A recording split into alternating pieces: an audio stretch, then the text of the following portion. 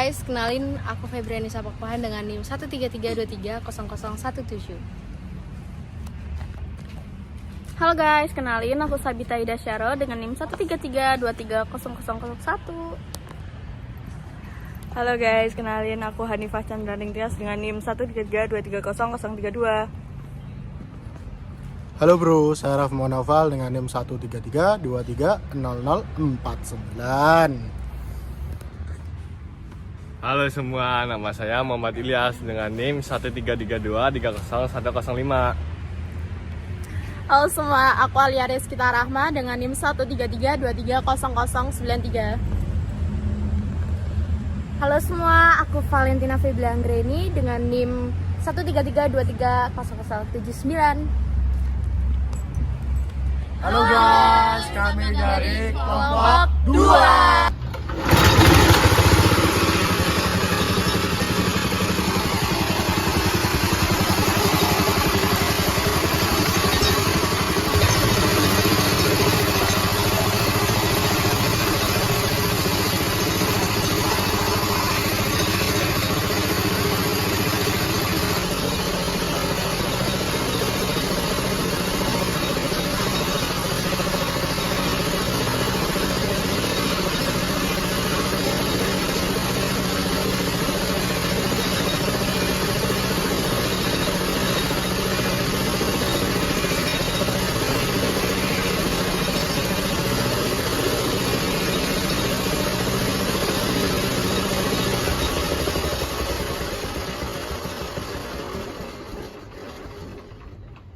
Daniel, kamu betul asli?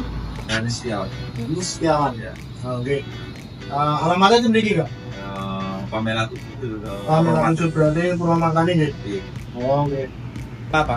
Mesin parut kelapa. Oh, seperti itu pak.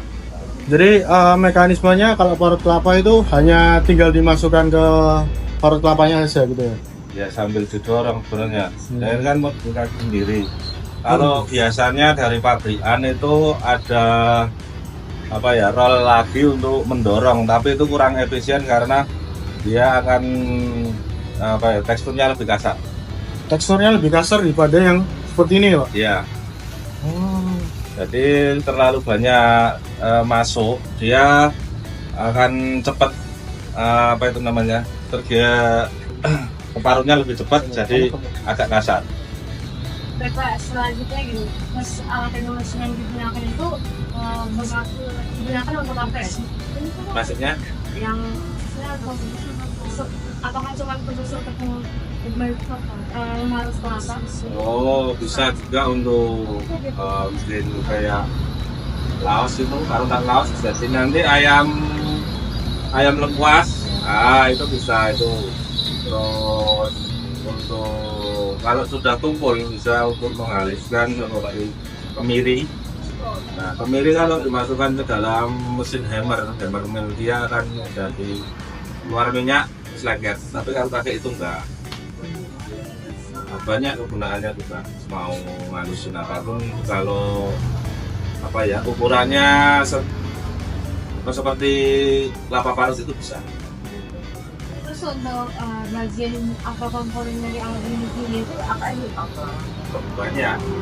Ya kalau secara global cuma mesin penggerak sama alat parutnya. Tapi kalau dipilah-pilah lebih detail lagi lebih banyak. Ya roll parut, rangka sama tutupnya itu dari bagian mesin. Terus ada puli, ada bel, panpel itu, ada bearing, ada untuk wadahnya itu stainless, banyak Pak. Jadi susah kalau satu persatu kadang nanti lupa. Selanjutnya pertanyaan. Ya Pak, kami ingin menanyakan untuk pembelian mesinnya itu dengan harga berapa? Itu bermacam-macam, kan ada yang mesin penggeraknya itu mereknya dari Cina sama dari Jepang kayak Honda. Honda itu sekitaran 2.600.000. Kalau Cina itu bermacam-macam, ada 700 sampai 1,5 gitu. Kalau dari alatnya giling itu paling 1 jutaan. Jadi kalau total sama alat dari Jepang ya hampir berapa? 36. Untuk Cina ada yang pakai komplit itu 17, 14. Tapi kita nggak jamin mata parutnya itu akan tahan sampai 1 bulan karena itu modif sendiri. Jadi nanti ada misal tidak tajam atau apa? Ada tukang reparasinya sendiri. Dari bahannya kalau dari pabrikan itu kurang kuat ya, jadi apa ya, dapat tumpul. Selanjutnya untuk biaya perawatan mesinnya Pak. Iya ya, kalau untuk perawatan sih sebenarnya nggak terlalu aneh. Paling dalam 1 tahun itu ganti bel sama setengah tahun dikasih grease tahu. Grease itu paslin atau stampet. Nah itu dikasih di bagian bearingnya, sama cuma dicuci, ganti oli. Selanjutnya kalau untuk jenis mesinnya Bapak tahu nggak sama jenis mesinnya terus? Oh, dari mereknya yang tahu ya. Namanya itu Kurang tahu tuh mereknya. Tapi secara universal banyak yang pakai itu. Kalau yang untuk diperas beda lagi, dia akan apa ya? Dicari hasilnya itu lebih kasar karena kalau masuk alat peras yang halus itu nanti kalau diperas nggak cepat kering, jadi malah lari-lari. kalau jenis mesin penggeraknya. Oh itu pakai Honda GX 200. Untuk investasi awal pembelian mesin dan lain-lain itu sampai sekarang gimana? Makanya gimana ya? Waktu pembelian mesin pertama kali sampai sekarang apakah biayanya itu udah nutup atau belum? Ya sudah, itu sudah untuk sudah lama nih. Kalau untuk pembelian mesinnya berapa baru? Itu sebenarnya gimana ya? Kita usaha itu mulai dari 2005-an. Itu sudah ganti mesin satu karena ngambil merek Cina. Jadi bapakku tuh kurang perawatan di dalam oli dari telas gitu.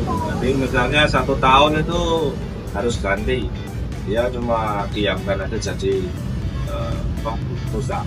Sebenarnya kalau untuk perawatan rutin itu apa ya? Kerusakan cuma di bagian knalpot aja sama apa itu namanya recoil starter itu. Misal bagian knalpotnya rusak itu apakah berpengaruh sama Kinerja? Tidak, cuma bising aja. Jadi nanti kalau kita marut, kita komunikasi dengan pembeli dari yang tengah. Oh, baik Bapak. Selanjutnya, bagaimana pendapat Bapak terkait mesin yang lebih modern? Contohnya gimana Pak? Yang lebih modern dari yang Bapak pakai sekarang, mesin yang biasa dipakai di perusahaan-perusahaan besar. Oh itu. Ya kalau maksudnya efisiennya atau gimana itu efisien yang ini, soalnya kalau untuk ya pabrik itu pada skalanya lebih besar. Nah di situ tempatnya lebih besar.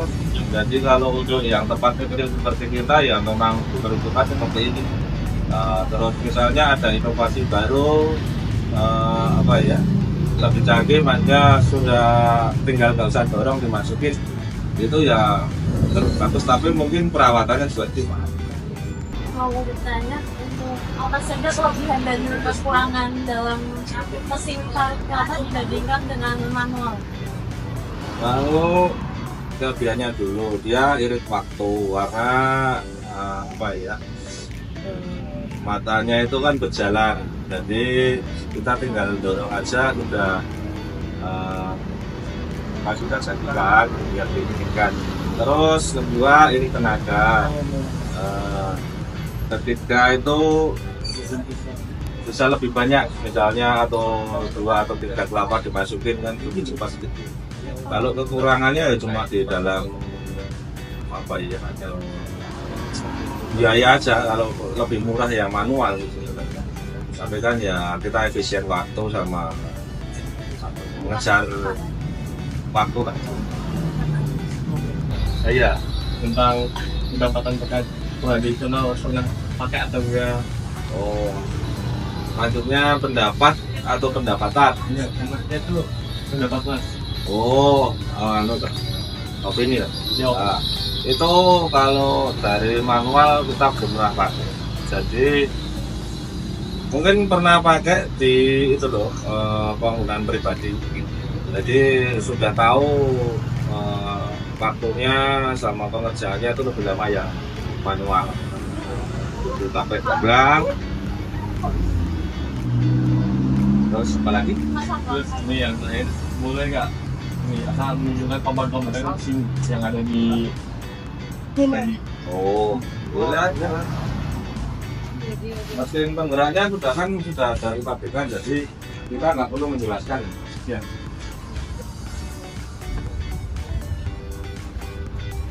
Nah, ini kan dari apa namanya itu mika atau apa ya? Lupa namanya. Ini mika. Ini biasanya besi, tapi kan cuma tak kasih kawat aja. Ini namanya puli. Ini roll parutnya. Ini namanya strength ya orang sini, tapi biasanya bel atau part bel. Terus ini rangka. Ini untuk apa itu namanya, wadahnya itu stainless, kita bikin sendiri di itu tukang panci. Terus ini namanya pillow block. Pillow block itu bearing yang nempel, bisa ditempel gitu Kak, sendiri, nggak mandiri. Sama dari papan, karena kita pilih papan itu kalau kena ini papannya yang kalah, bukan dari besinya. Kalau nanti pilih besi ini pasti kalah, dapat tumpul. Gitu. Berarti ini udah dimodifikasi ya Mas? Ya sudah.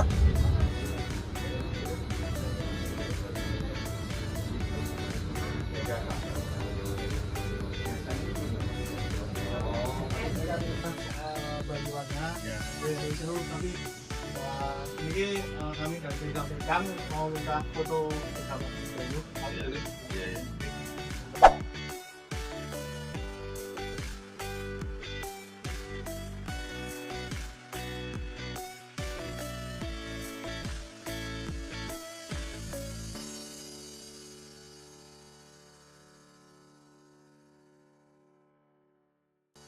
Bu siapa?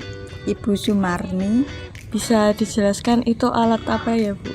Oh ya, ini alat parutan kelapa kayu tradisional. Merupakan alat rumah tangga yang digunakan secara manual untuk memarut daging kelapa. Alat ini terbuat dari kayu keras dan dilengkapi dengan mata parut. Alat ini sangat cocok digunakan saat kegiatan memasak dan dibawa kemana saja.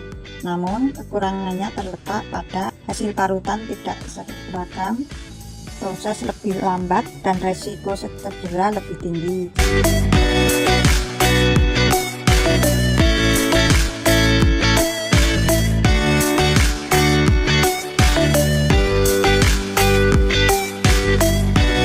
Parutan kelapa tradisional bekerja secara manual dengan mengandalkan tenaga tangan dan gesekan antara daging kelapa dan permukaan parut yang bergigi. Sebelum digunakan, kelapa tua dibelah menjadi dua dan airnya dipisahkan. Selanjutnya, memegang bagian kelapa dan menggesekkan bagian dalamnya ke mata parut.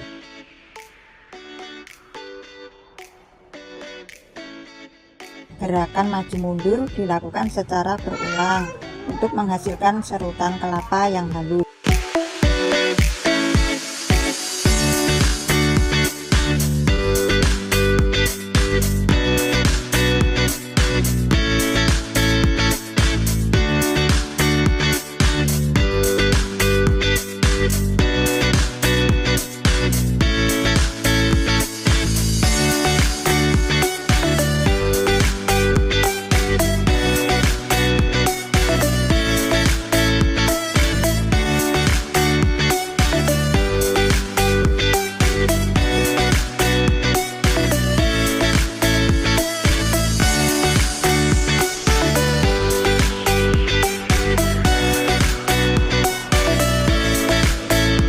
Hasil parutan akan terkumpul di wadah dan diletakkan di bawah atau dekat parutan.